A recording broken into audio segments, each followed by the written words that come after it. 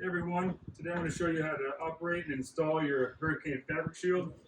Normally it's going to come out of a tube like so. First, you'll unroll your fabric shield.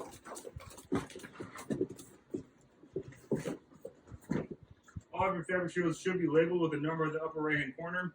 This is how it should be installed. From there, you approach your opening. You have your anchors lining the wall. We recommend that you start with the upper one.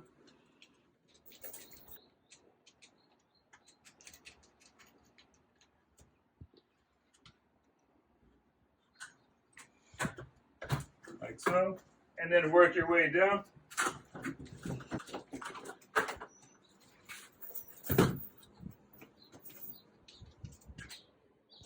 To make things easier on yourself, it's always best to get each of your screws started, and then once they're all into the anchors, come back through and tighten them all down.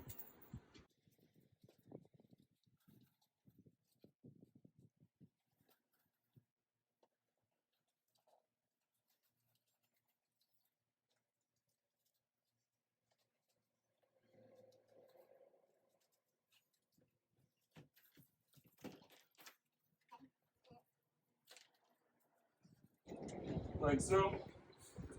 After that, go through and tighten them all down.